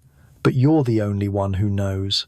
You finish by rinsing the area in cool water, patting it gently with a towel, and repressing the pleats with cautious satisfaction. The worst of it is gone. Enough that you'll wear the skirt again, perhaps with a pin or a brooch near the hem just in case. You sit down at the table and jot a note in your housekeeping journal: rust removal lemon, always before vinegar. You underline it twice. Your youngest, curious, asks if rust is dangerous. You tell her yes, especially to pride and linen. Laundry, you reflect, is never truly finished. It's a cycle of damage and redemption, of slow, persistent victories over the elements. You'll never conquer rust, but today you've managed to delay it. And in this house that counts as success. The chimney's been swept, the hearth dusted, and yet somehow your best blouse has turned an uncanny shade of grey around the shoulders. You hold it up to the light, no holes, no frayed seams, just the fine, whisper-soft smudge of soot. Again. It is without question the single most exhausting stain in your household. It arrives invisibly and multiplies exponentially, clinging to lace and cotton like guilt on a conscience. You remember when the blouse was new, pale, ivory-starched collar, mother of pearl buttons that caught the light just so. You wore it to church twice, both times with gloves and a brooch. But that was before the incident with the stovepipe, and now the left shoulder bears a dull shadow that no amount of hand-washing seems to lift. Soot is deceitful. It hides. It only appears after drying, like a magician's final reveal. And when it does, it's not a spot, it's a bloom. A hazy, greyish imprint that seems to grow more visible the more you pretend it isn't there. You begin the familiar ritual. First, the shaking outside over the hedge where hopefully no neighbours are watching. Next, you brush the cloth with a slice of day-old bread, a trick taught to you by your aunt who swore that fresh crumbs absorbed more than any rag ever could. You pat, not rub, because rubbing only grinds the soot in deeper. You learned that the hard way on your wedding gloves. For more stubborn soot, you mix vinegar with warm water and apply it delicately with a flannel cloth. Not too much moisture, damp, not wet. You blot and lift always from the outside of the stain inward, a process that feels less like cleaning and more like coaxing a ghost from the fabric. Historians still argue whether soot was the #1 enemy of Victorian housekeepers or simply part of life they learned to ignore. You know the answer. It is both. Chimneys and coal fires are the backbone of your household, but they betray you constantly. Every puff of smoke, every shifting draft sends particles into the air. No matter how well you clean, a fine layer of black seems to settle on everything: curtains, table linens, collars. It even gets into your soap. You once found a black streak inside a fresh bar. You washed your hands twice, trying to remove it before realizing it was inside. The soap itself. Your tools include the bread slice, a soft brush vinegar, and sometimes, if the fabric can take it, a dab of spirits of turpentine. You keep a bottle under the sink, marked with a skull and crossbones. Your children are forbidden from touching it. So, of course, your youngest dipped her doll's dress in it last week. The result? A doll who now smells like a mechanic's rag and no longer sits near open flames. Today's stain came from simply leaning too close to the fireplace. You were poking the coals, trying to revive the heat without drawing the attention of your half-dozing husband, when a gust of wind pushed a bloom of soot directly onto your shoulder. You didn't notice until later while folding linens, when your daughter helpfully said, "Mummy, your blouse has a smudge." You managed to clean most of it. The fabric is forgiving. You rinse the blouse in cool water, press it lightly with a warm iron, and hang it near the window, not in full sun lest the colour fade, but enough to dry gently without creasing. You think as you hang it about the layers of soot you've lived with. The tiny particles in your lungs, your sheets, your thoughts. You're not supposed to complain. Soot is inevitable, but oh how it creeps. You've seen neighbours hang black dresses, not for mourning, but because they hide the soot better. Mrs. Denby confessed she dyes her curtains charcoal grey for that very reason. They always look clean, she said, though you both know they never truly are. There is no permanent solution, only daily skirmishes. You win some, You pretend others don't exist. The blouse, now drying, still carries the faintest trace of the shadow. It might always be there, but you'll wear it anyway, with a shawl or a brooch, or just the knowledge that once again you fought the soot and lived to tell the tale. It starts with a squelch. Your boot sinks half an inch deeper than expected, and before you can curse under your breath, a rich, fragrant blend of mud and manure has leapt enthusiastically onto your apron. Welcome to market day. The roads are never clean, but after last night's rain they've turned into something closer to a battlefield. Horses, wagons, chickens, the occasional lost piglet, they all contribute to the ongoing soup of rural street grime. And you, in your only good walking boots and freshly pressed skirt, have just lost a skirmish to it. You glance down. The hem is splattered in thick brown sludge. A bit of straw is even stuck in the folds. The apron fares no better. 3 diagonal smears and 1 particularly artistic handprint from when you tried to steady yourself on a fence post, which, as luck would have, it was also muddy. There's nothing to be done but sigh and prepare for battle. First, you strip off the apron and lay it flat on the back steps. You fetch your butter knife, not for eating but for scraping. Gently, carefully, you lift off the clumps of mud, and what you hope is only mud. Scrape first, always before water. Otherwise, you're just helping the filth soak deeper into the weave. Once scraped clean, you rinse the apron in a pail of tepid water. Not cold. Cold water sets manure stains. But not hot either, lest the smell bloom like a Victorian ghost. Tepid is your friend. You swirl the fabric gently, watching the water turn a worrying shade of brown. Now comes the soap. If you have it, a bit of strong soap, carbolic if you're lucky.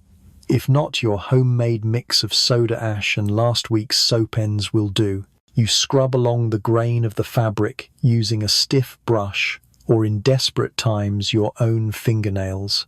The smell clings. You rinse again. For white garments, you add a spoonful of blue to the final rinse, not because it removes the stain, but because it tricks the eye. A bluish tint makes white appear brighter. You once went too heavy with it and ended up with lavender petticoats.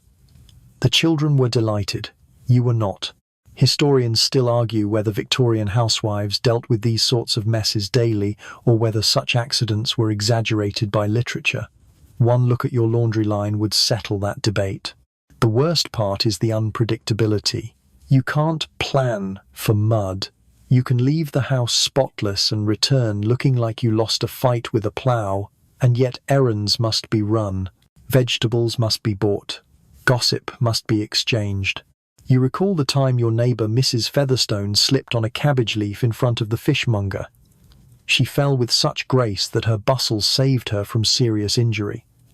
The stain, however, was legendary. It took 2 days and an entire lemon to undo the damage. And it's not just clothing. Your market basket, once lined with crisp linen, now bears a murky stain that smells faintly of leeks and horsehair. You will soak it later, probably, while muttering something about the indignity of motherhood and errands. Your own skirt is another matter. The mud has crept up the sides in crescent moons where it splashed. You lay it flat and dab gently with warm water and starch. Not to clean it entirely, you know better than to expect miracles, but to soften the contrast. Once it dries, you may repress the pleats and hope no one notices.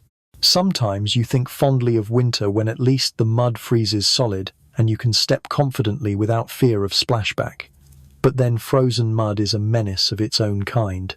Once the garments are scrubbed, you hang them to dry clothespins clacking in the breeze. The smell begins to lift slowly, grudgingly.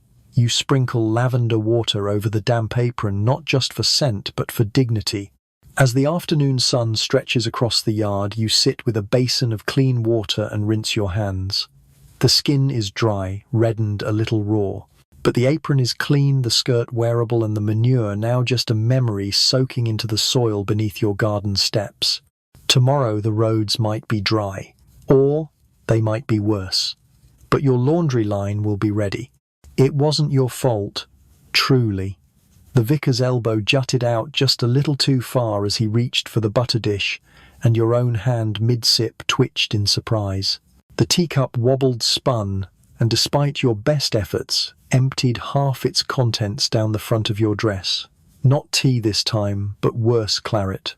You gasp, of course. Not from pain, but from sheer social horror. Red wine. At the vicarage. On your pale grey gown. The noise around the table quiets, as every eye turns to the spreading stain already soaking into the bodice like it owns the place. Someone offers a napkin. Someone else gasps salt and throws a handful directly onto your chest. You nod politely, already mourning the fabric. Wine stains are legendary for good reason. Their pigments bind to cloth as if they were born together. Especially red wines like the Bishop's strong claret, which seems to stain even through tablecloths. You've dealt with this before on napkins, chair cushions. Even a table runner once sacrificed during a particularly lively game of charades. But never your dress. The moment you're home, you strip the gown off and lay it flat across the kitchen table. You pour cold water through the back of the fabric, letting the liquid push the wine out rather than pressing it deeper in. Already the colour begins to lighten from royal red to something more like rose. You allow yourself one breath of hope. Next comes the salt, a generous pile pressed in with the back of a spoon. Salt lifts pigment by absorbing the moisture it rides on. Some housewives mix it with soda water, others use boiling milk. You've tried both. Milk leaves a smell. Soda water fizzes like you've angered the laundry gods. Today you opt for the safer path. Still claret is bold. It lingers. You dab with vinegar, then lemon juice. For whites, you might dare to add peroxide, but this dress is grey silk and will punish your bravery with fading. You choose patience instead. Historians still argue whether the Victorian obsession with wine stain remedies reflected actual domestic chaos or simply middle-class performance anxiety. You think it's both. No one wants to be remembered as the woman with a red bloom on her décolletage during Sunday supper. The dress is special. A gift from your sister made from imported silk with tiny embroidered flowers at the cuffs. You wore it sparingly teas, small parties, and one ill-fated evening at the music hall when a stranger mistook you for an usher.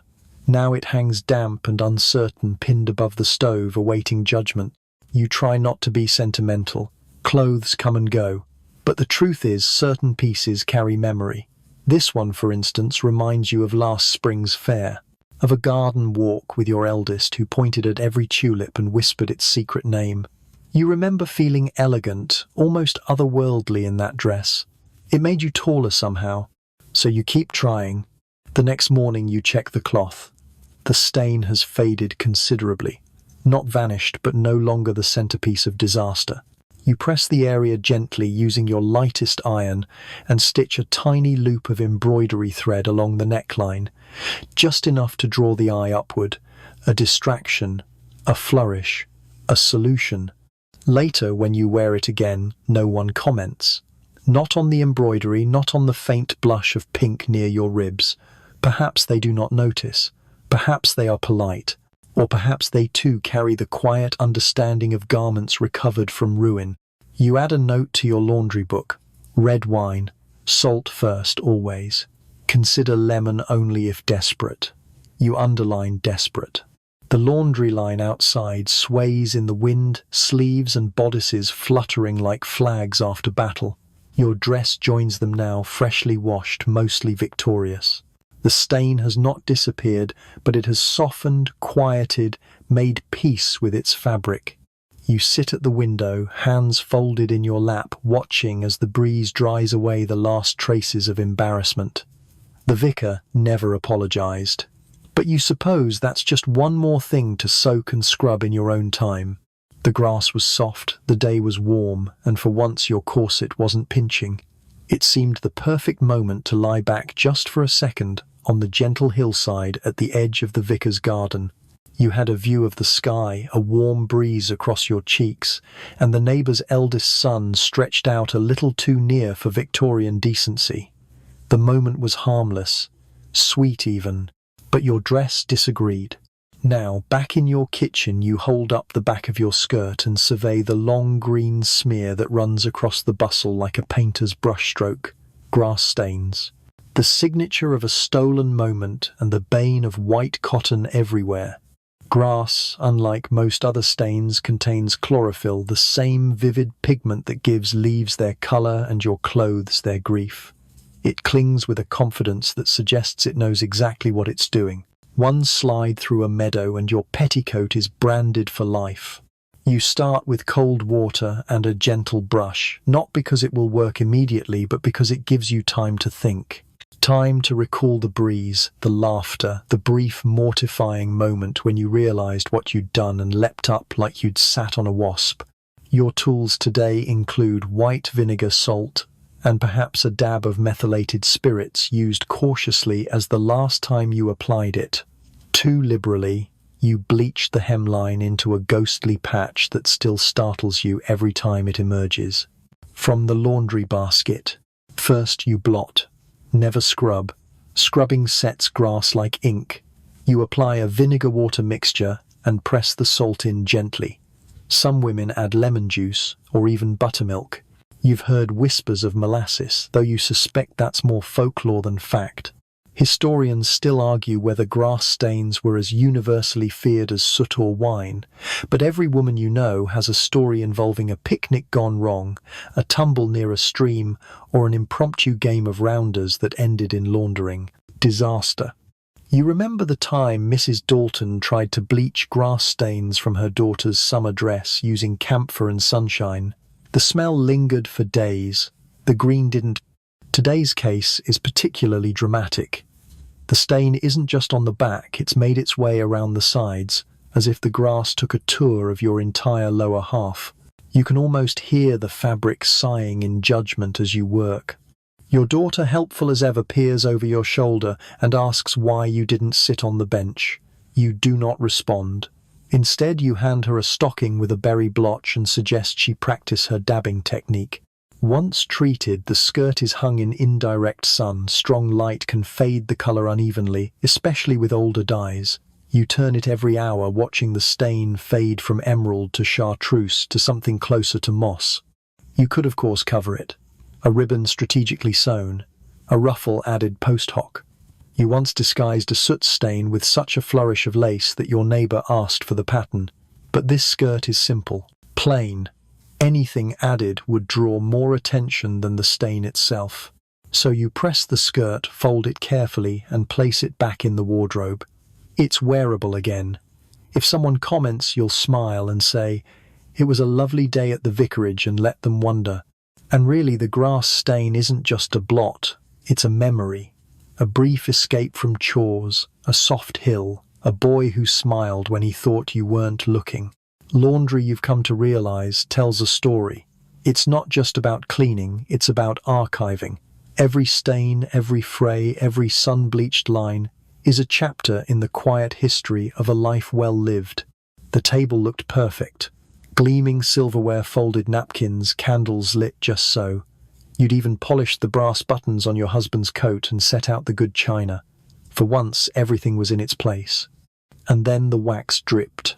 A thick, lazy droplet of candle wax arced over the edge of the candlestick and landed with theatrical precision on your linen table runner.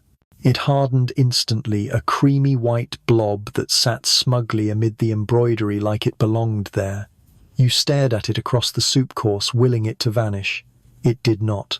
Candle wax is deceptive. At first it seems benign, solid, neat, even removable with a fingernail. But as you've learned through bitter experience, removing wax improperly only spreads the stain or drives it deeper. And scented wax leaves behind a faint trail of perfume and oil that no amount of scrubbing fully erases. So you wait. Because with wax, the first rule is patience. You must let it harden completely. Never touch warm wax, not with a cloth, not with water, not with false hope. Instead, once it's brittle, you begin the slow ritual of lifting it off. A butter knife works best angled gently beneath the edge, coaxing the wax free from the weave of the fabric. If you're lucky, it comes up clean. Today, you are not lucky. There's residue. always is. A translucent ghost of the spill, especially noticeable on white or light linens. And so you prepare your next tool, brown paper. You cut a section from last week's grocer's bag, place it over the spot, and warm your flat iron on the stove. Once heated, not too hot, just enough to melt, not scorch, you press the iron onto the paper, hovering for a moment. The wax remelts and wicks upward into the brown paper like ink through blotting cloth. You lift, peak, repeat. The process can take several rounds each time with a fresh section of paper. You once went through an entire sheet trying to rescue a lace-trimmed handkerchief your sister gifted you. The handkerchief didn't survive. But now you keep a stack of brown paper by the stove at all times. Historians still argue whether candle wax removal was a standard part of a housewife's duties or something delegated to maids in wealthier homes. You suspect everyone, regardless of income, has cursed a candlestick or two. Once the wax is gone, you may still face an oily halo. This calls for a dab of soap, strong, preferably with a little soda and a soft brush. For finer fabrics, a sprinkle of cornstarch or chalk powder can help lift the oil before it sets. Today's runner is resilient. The embroidery is thick enough to disguise the worst of the damage, and your guests were too busy arguing about the bishop's new hat to notice. Still, you know it's there. You remember another wax mishap last Christmas when a candle toppled over, entirely dripping a line of red wax across your parlor curtains. Red wax is the cruelest. You spent a full day treating it with chilled butter knives, paper, vinegar, and tears. Eventually, you turned the curtain around and declared it the new front. Your husband never noticed. This time, the runner survives. You finish with a rinse of warm water, a gentle press, and a spritz of lavender water to erase the last traces. You fold it neatly and store it away, not quite ready to forgive the candle, but satisfied nonetheless. You snuff the remaining candles with a practiced flick and wipe the holders clean. Later, you'll scrape their wax into a jar, saved scraps that will one day be melted down and reshaped into new candles. Waste not. You sit by the fire hands, still smelling faintly of soap and tallow, thinking about the strange symbolism of wax. It lights the room, sets the mood, then betrays you. You forgive it anyway. Just like you forgive the apron caught on the door, the muddy shoes left in the hall, the blouse with a fraying button. Because laundry isn't just about cleanliness, it's about restoration. About believing that anything with enough effort can be made right again. You reach into the wash basket and your hand sticks. It's the shirt collar, your husband's naturally glistening faintly under the afternoon sun like it has been lacquered. The cause. A generous helping of cough syrup spilled mid-sip during his dramatic throat-clearing performance at supper last night. The culprit is a mixture of molasses, honey, lemon, and something that might be opium. It's sticky, it's dark. And now it has fused the collar to itself, like the clasp of an unforgiving necklace. Cough syrup is the kind of stain that feels almost personal. It's not merely a spill. It's a slow, deliberate ooze, a creeping enemy that waits until the fabric has cooled and dried to cement itself in place. You pry the collar apart gently, already knowing this will be one of those afternoons. You begin, as always, with a rinse, but not a soak. Soaking sticky stains only encourages them to dissolve into all the wrong places. Instead, you stretch the fabric over the sink and run a trickle of warm water across the inside, letting it flow outward like a stream finding its path. Then comes the soap. You rub it in directly with your fingers, massaging it into the syrup's glossy sheen. It foams sluggishly, reluctant to let go. You reach for your stiff-bristled brush, the one reserved for collars and stubborn husbands, and begin the gentle scrubbing dance. Historians still argue whether Victorian men truly appreciated the effort that went into laundering their garments, or whether they simply assumed magic and good fortune kept their collars white. Yours certainly leans toward the magical theory. He once suggested that your secret ingredient might be moonlight. You did not correct him. Cough syrup stains are particularly annoying because they're both sweet and dark. The molasses clings and the sugar caramelizes under heat, meaning one misstep with the iron and you've got a permanent brown glaze where a clean collar once sat. You learned that last winter and still mourn that nightshirt. For white garments, you sometimes add a dab of borax to your soap mixture if you have any left. Otherwise, vinegar and baking soda can suffice. You apply them alternately, listening to the satisfying fizz as the bubbles work their way through the syrupy residue. The shirt collar begins to soften. The stiffness gives way and you can almost see the molasses releasing its grip. You give it one final rinse, pat it dry with a cloth and hold it up to the light. Better. Not flawless, but no longer a candied sculpture. Then you turn to the other garments in the basket.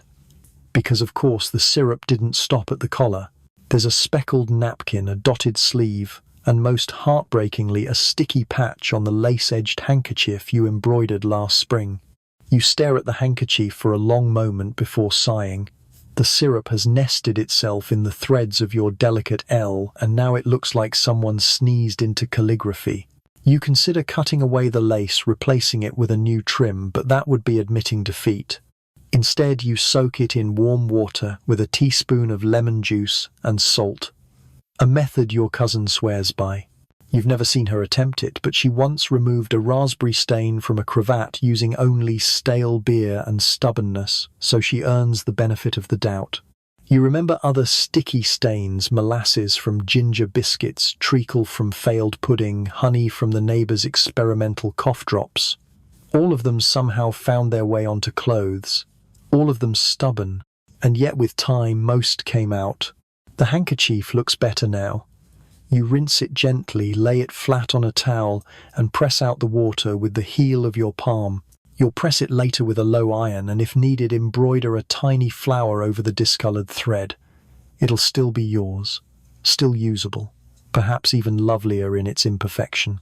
As for the shirt, it hangs near the stove collar, now merely faintly wrinkled, not lacquered. Your husband will wear it tomorrow and say nothing. Or perhaps he'll sneeze again halfway through breakfast and repeat the whole process. You wouldn't be surprised. Laundry-like life is circular. Stains return, sleeves wrinkle, syrup spill, and still you clean, you rinse, you remake. Because someone must. You had one goal: make an impression. Not too much, of course. Just enough to suggest composure, grace, and perhaps a hint of domestic mastery. The dress you chose was pale cream with navy piping, flattering, modest, and freshly laundered just this week. You brushed your hair, dabbed a little rose water at your neck, and stepped out with your best parasol and polished shoes. And then you boarded the coal cart. Not directly, of course, but the only available transport to your cousin's engagement lunch was the neighbor's open cart, freshly emptied of its morning delivery. Just a bit of dust, he'd said. Give it a tap, and she'll be clean enough. And you, against every internal protest, climbed aboard. Now, standing before your wash basin, your once elegant dress looks as though it was worn to a chimney sweep convention. The coal dust has settled not just on the hem, but in the folds, seams, and even the inside of the bodice. A fine, peppery mist that refuses to brush away, refusing to admit it doesn't belong. Coal dust is a special kind of villain. Unlike soot, which smears, coal dust clings. It embeds. It finds its way into stitches and refuses to come out without a fight. Your first instinct is to shake the garment. You carry it outside and snap it against the line twice, 3 times, sending a satisfying cloud into the garden air. The dandelions now look slightly embarrassed. Back inside, you lay the dress flat and reach for your brush. Not the bristle one, but the softer horsehair brush reserved for cloth. You stroke downward, gently lifting the finest layer of dust from the weave. It works. Barely. Enough to continue.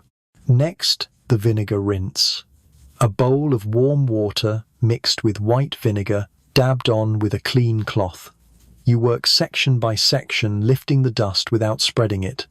It smells sharp, but reassuring, like something old and practical and slightly medicinal. Historians still argue whether coal dust stains were a daily nuisance for most households or limited to industrial regions. But anyone who's hung sheets near a train track or visited a town with a blacksmith knows better. Coal dust is democracy in particulate form. It settles on everyone regardless of class or caution. You recall the time your cousin wore white gloves to a railway picnic. By the end of the afternoon they were grey and smudged. She laughed, called it industrial fashion, and stitched little black ribbons over the fingertips to hide the worst of it. You admired her creativity. You also borrowed the gloves later, and no one noticed. The bodice is the hardest part. The pleats hold onto dust like secrets. You dab and blot work your fingers into the seams and resist the urge to simply dunk the entire dress in the wash bucket. Too much water will set the dust. You've made that mistake before. Instead, you let the vinegar do its work. Then when most of the stain is lifted, you gently wash the dress in cool water with a bit of soap. Nothing scented or strong, just your homemade blend of tallow and soda. The water turns grey. You feel victorious. You rinse it twice, then roll it carefully in a dry towel to squeeze out excess moisture without wringing. Once early in your marriage, you twisted a blouse dry, and it emerged looking like it had aged 10 years in the process. You learned. The dress is now hung on the line, pinned at the shoulders to preserve its shape. It sways in the breeze, soft and almost clean. You'll iron it later, perhaps add a little starch to the collar to help it hold its composure. You sit back and exhale. The laundry pile still looms, of course. There are stockings, underthings, and a mysterious smear on your youngest's pinafore that smells faintly of treacle and dog. But for now, you've won a small, quiet victory against the coal dust. The dress has survived. It may not impress at the next luncheon, but it will hold its own. And really, that's all a woman can ask for. The smell reaches you before the sight does. It's a faint sourness, tinged with damp and disapproval. You follow it into the scullery and find the guilty party draped limply over the edge of the wash tub. A cotton shift you'd meant to hang up yesterday, forgotten in the flurry of stew spills, toddler tears, and an unexpected visit from your aunt, who stayed just long enough to comment on the dust above the fireplace. Now the shift is spotted with mildew, tiny grey blooms like poisonous snowflakes scattered across the fabric. The sight of them is enough to make your shoulders slump. Mildew doesn't just stain, it haunts. And the worst part, it's your own fault. You lift the garment carefully. The dampness is cloying the fibers slack. This is no simple rinse and wear scenario. This is a salvage mission. Your first line of defense is sunlight. You peg the shift to the outermost line in the garden facing full east. Mildew loathes the sun almost as much as you loathe mildew. The ultraviolet light won't lift the stain entirely, but it will begin to bleach out the worst of the blotches, and more importantly, kill what's living in the fabric. Because mildew is alive, and your laundry is its buffet. While the sun does its work, you prepare the solution, lemon juice and salt mixed into a gritty paste. You've found that the combination tackles mildew better than soap alone, and doesn't compromise the cloth. Some women swear by buttermilk.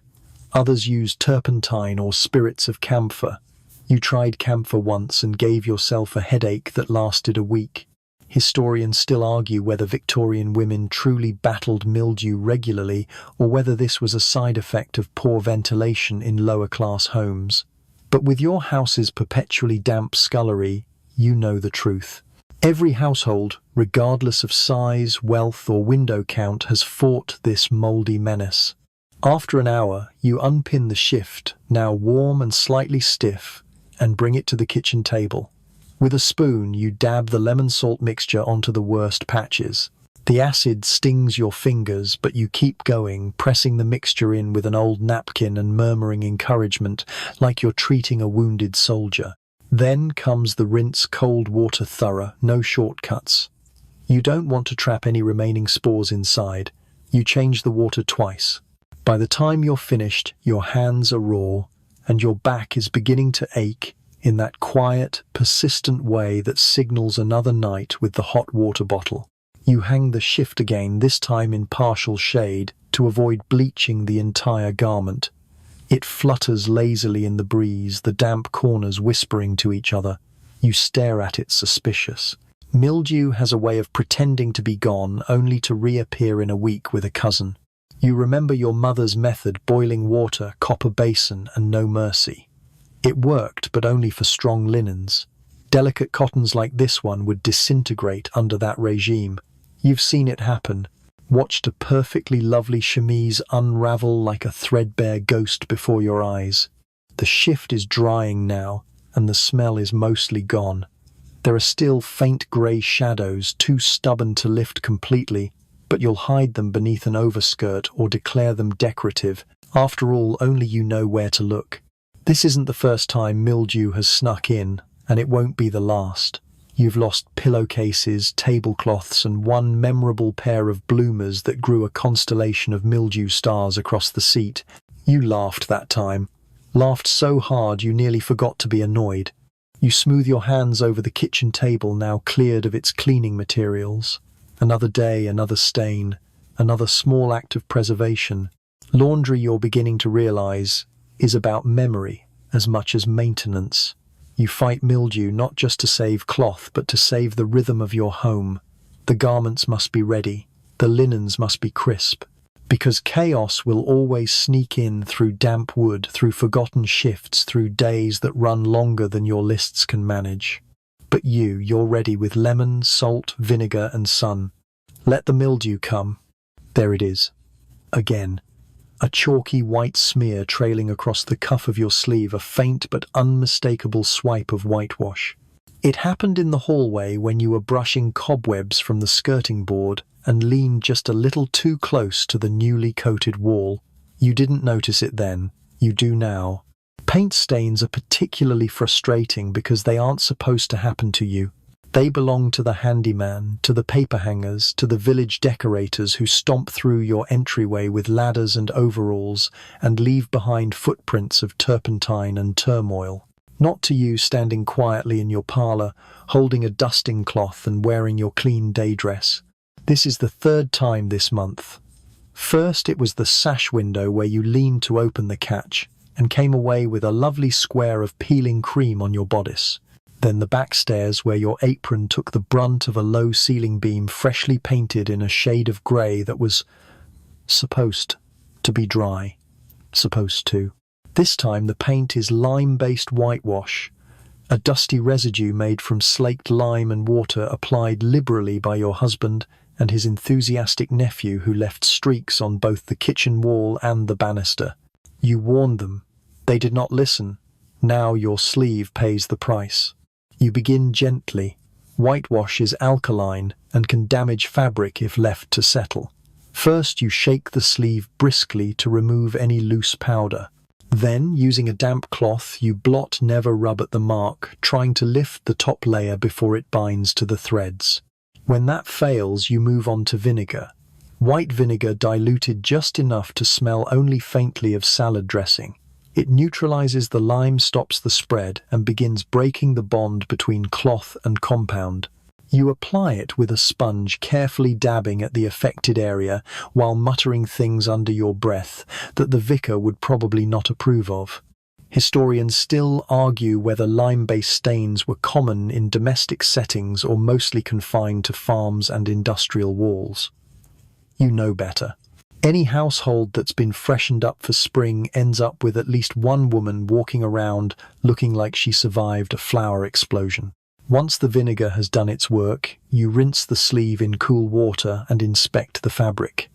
There's a faint residue still. For that, you bring out your old standby soap made from lye and beef tallow grated into a paste and rubbed in with your thumb. It smells like regret but lifts most things that vinegar cannot. You think of other paint encounters. The time you knocked over a pot of blue distemper while trying to dust the wainscoting. The brush of ochre oil paint against your apron when you leaned too close to admire a portrait still drying in the hallway. You tried turpentine that time and succeeded only in making the stains smell worse and spread. Modern painters, you've heard, have coveralls and drop cloths.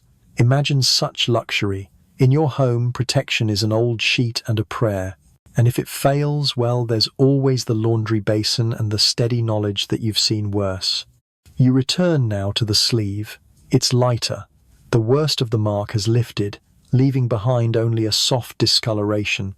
You consider dabbing it with a bit of diluted starch just to even out the finish. Or perhaps you'll sew on a decorative cuff. You've always liked the look of a buttoned wrist, and now you have an excuse. You hang the dress to dry, careful not to let it touch the kitchen wall, also recently whitewashed. You've learned your lesson, the hard way. Later you may joke about it, tell your neighbor the cuff tried to join the renovation. She'll laugh and you'll laugh too, though part of you will still fume just a little at the unnecessary extra rinse and the soap wasted on someone else's mess. Because laundry isn't just about stains, it's about responsibility. About undoing the chaos others create and pretending you were never annoyed about it in the first place. Still, the dress is clean again. The cuff will recover. You'll finish the dusting tomorrow. And maybe, just maybe, you'll make your husband paint in his own shirt next time. You open the linen cupboard, reach for your favorite pillowcase and pause. Your fingers brush something unexpected, a yellowish tint along the fold, almost golden in hue, stretching like a sleepy yawn across the fabric's edge. You pull it out. It's not a stain exactly, not localized like a spill or a smear, but rather a slow, creeping hue that has overtaken the white entirely. The fabric looks tired, aged, gently jaundiced. This is not from tea or wine or soot. This is the work of time and gas lamps. It's called yellowing, a soft, creeping dismay that appears on once white fabrics and seems to whisper, "You should have folded me in the dark." It affects nightgowns, undershirts, pillowcases, petticoats, especially those stored near light sources or left folded too long without air. Sometimes it hits just the creases, other times the entire surface. Always it feels like a betrayal. You smooth the pillowcase out on the table, inspecting it from all angles. The yellowing is most visible near the hem, where it was doubled over typical. You recall the advice passed down by your aunt: rotate your linens, often keep lavender sachets, never store white near coloured cloth, and for heaven's sake, close the shutters during high sun. You, of course, did most of those things. But life happens, and now this. Your treatment begins with the basics, a rinse in warm water to loosen the fibres. Then your trusted solution, a mixture of lemon juice and baking soda whipped into a paste and applied with the back of a spoon. You spread it gently across the worst areas, watching it fizz ever so slightly like it's whispering a reluctant apology. You pin the pillowcase to your outdoor rack and angle it toward the morning sun. Sunlight is a bleaching agent in its own right, one of the few free gifts nature offers the laundress. But timing is everything. Too much exposure, and the fabric weakens. Too little, and the yellowing laughs quietly from the shadows. Historians still argue whether yellowing came primarily from poor washing techniques or environmental factors like coal, smoke, and gas lighting.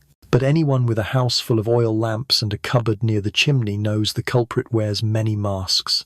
In wealthier homes, you've heard they beat yellowed cloths with rods and flung them into boiling milk. Others recommend a paste of starch and borax left overnight under moonlight. You once tried a borax soak. Results were moderate. Scent was alarming. Some women simply accept yellowing as inevitable. They stitch new hems, turn pillowcases inside out, or add lace trims to distract the eye. You've done it too. Your daughter's Sunday petticoat now has a delicate embroidered edge that began as a clever cover-up. But this pillowcase, this one, was a wedding gift, hand-stitched by your grandmother. You're not ready to mask it just yet. The sun shifts. You fetch the pillowcase, rinse it in cool water and hold it up. Better, fainter. The golden hue now looks almost intentional, like a vintage tint. You run your hands over the cotton, softened by years but still intact, still yours. You press it flat with a warm iron and lay it on the bed. It blends beautifully with the pale quilt, and you allow yourself a moment of quiet victory. It's not perfect white, but then again, neither are you. Perfection fades. What matters is care. Your laundry ledger receives another note, pillowcase yellowed. Lemon plus soda plus sun equals good. You underline sun. Later that evening, as the lamp flickers on and casts long shadows across the parlour, you glance toward the linen cupboard and close the door with a little more tenderness. You'll rotate everything this week. Promise. Because yellowing isn't dirt, it's memory. And sometimes memory needs a little light to lift it. It begins with dread. Not your garment, not your linen, but someone else's, and not just anyone. Your employer, or perhaps your mother-in-law, or the cousin who always smirks when complimenting your brave taste in thread colour. You lift the freshly laundered tablecloth from the drying rack, and there it is, a stain that was not there before.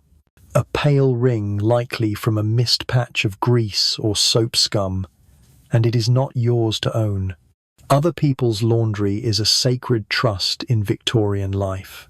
When someone hands you their garments, especially fine ones, you're not just washing cloth, you're being tested, quietly, thoroughly, with a built-in assumption that if anything goes wrong, you alone will bear the shame.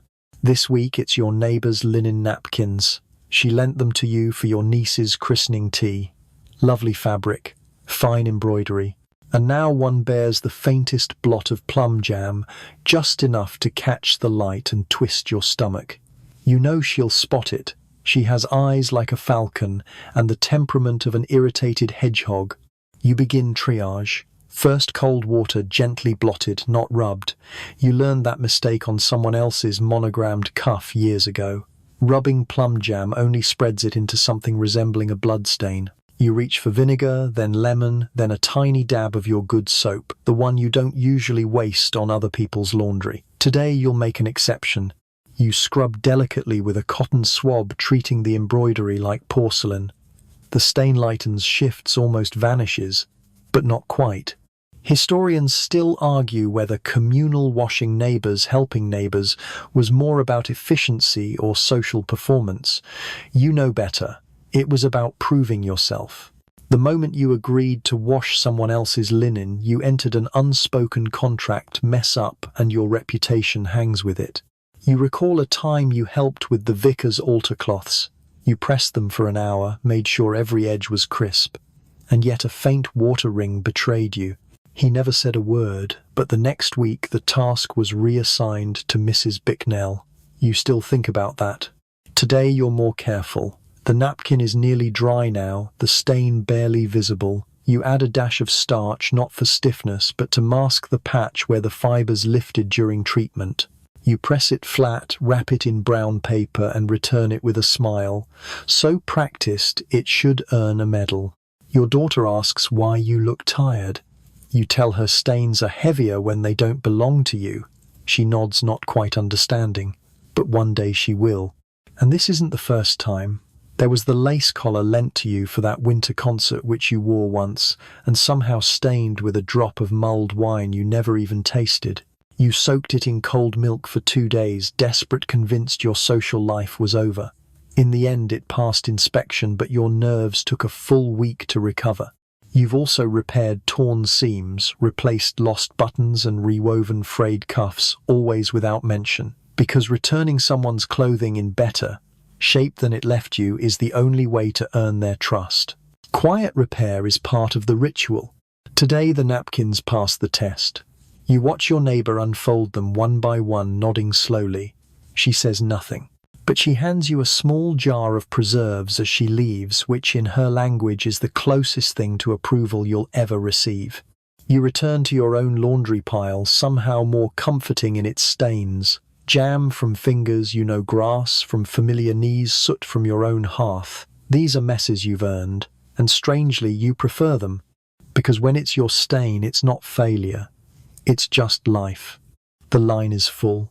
Petticoats, napkins, your husband's handkerchiefs, they all sway gently in the late afternoon breeze, drying under a sun that is finally kinder, finally lower in the sky. You've spent the entire day, no, the entire week battling stains of every sort. Tea, wine, soot, ink, grass, grease and grief.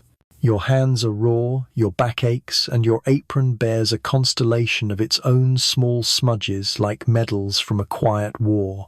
And yet you look at the row of clean laundry and feel something resembling peace. This, after all, is what victory looks like. Your final task is the folding. The warm, silent ritual of pressing each piece with the flat of your palm smoothing corners aligning edges. You match socks, pair drawers, stack underthings by size and fabric. It's meditative, hypnotic almost. The swish of cotton, the crisp crease of linen, the faint scent of lavender and soap clinging to every thread. You pause now and then to admire small triumphs, a cuff that once bore molasses now white as milk, a tablecloth rescued from candle wax now soft and unmarred. There are still traces, of course, ghosts of stains that never fully lifted, but they're faint now, quiet, and the fabric lives on. You press a blouse with your iron, letting the warmth rise into your wrists. The iron glides over the cotton like a final act of tenderness. You fold it gently as if tucking it in for bed. Around you the house is still. No boiling kettles, no sloshing buckets. Just the soft click of clothespins in the breeze and the fading chirp of garden sparrows settling in for night. You allow yourself a deep breath, the kind that stretches the ribs and echoes in the hollow space of a job completed. Not perfectly perhaps, but thoroughly, with care. You think of everything that didn't stain this week, of the dresses that stayed clean, the towels that dried without incident, the miraculous day when no one bled on anything at all. Small blessings, easily missed, carefully counted. Tomorrow will bring more. More spills, more scrubbing, more whispered curses into wash buckets, but tonight the clothes are dry. The work is done. And the air smells of starch and chamomile and the faintest whiff of something like pride. You settle into your chair by the fire, tea in hand, and glance at your laundry ledger. So many pages, so many solutions, some successful, some experimental, but all part of a life lived in effort, in care, in the tender, relentless fight against the entropy of daily life. You smile at the thought that somewhere far in the future people will have machines for this, that shirts will clean themselves or collars won't stain or perhaps no one will wear anything that needs ironing. And yet oddly you don't envy them. You've earned every crease, every scrub, every sigh of satisfaction at a job well done. Your dress still carries the faint smell of vinegar. Your knuckles are red, but your home is clean, your linens folded, your family warm. And for tonight at least, that's enough. The fire has faded to embers, now casting long, slow shadows across the floorboards. You've done all you can. The soap is tucked away, the iron is cooling, and the last droplets from the rinsing tub have dried into silence. The world grows still, and so do you. Your breathing slows. The scent of lemon and linen lingers in the air. Soft fabric rustles against itself in the cupboard waiting for morning. There's no more urgency, no more mess, just quiet. You let the weight of the day ease from your shoulders. The broom rests, the water settles. The stains have gone where they always go into memory, into fabric, softened by time, into the long, slow rhythm of keeping house. Close your eyes, let the hush carry you. The worst of it is over.